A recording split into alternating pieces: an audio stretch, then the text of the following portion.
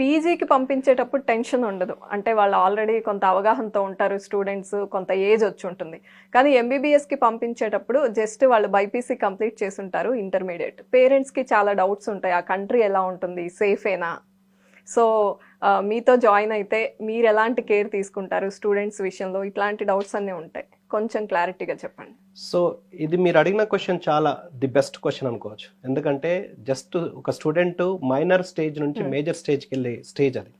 ఆ స్టేజ్లో అప్పుడే జస్ట్ ఇంటర్మీడియట్ అయిపోయిన వాళ్ళకు అంత అవగాహన ఉండకపోవచ్చు. ఈవెన్ పేరెంట్స్ కూడా వాళ్ళ ప్రొఫెషన్స్లో బిజీ ఉంటారు, జాబ్ కావచ్చు, బిజినెస్ కావచ్చు. It is our responsibility. అంటే in the sense our responsibility అంటే నేను కావచ్చు, నాలాగా ప్రమోట్ చేసే వేరే కన్సల్టెంట్స్ కావచ్చు, ఎవరైనా కానీ ఏదో ఒక కంట్రీని మన ఇండియాలో ఇంట్రడ్యూస్ చేసి అక్కడ కాలేజ్ ఎలా ఉంది, యూనివర్సిటీ ఎలా ఉంది, అక్కడ వాతావరణం ఎలా ఉంది, స్టాండర్డ్స్ ఆఫ్ ఎడ్యుకేషన్ ఉంది, కమ్యూనికేషన్ లాంగ్వేజ్ ఎలా ఉంది, సేఫ్టీ సెక్యూరిటీ ఎలా ఉంది, ఎంత డిస్టెన్స్లో ఉంది, ఇవన్నీ ఒక ప్రోడక్ట్ లాగా తీసుకొచ్చి మన ఇండియన్ స్టూడెంట్స్కి ఇంట్రడ్యూస్ చేస్తే కానీ ఆ కంట్రీ గురించి, ఆ కాలేజీ గురించి, ఆ యూనివర్సిటీ గురించి ఇక్కడ పిల్లలకు తెలియదు.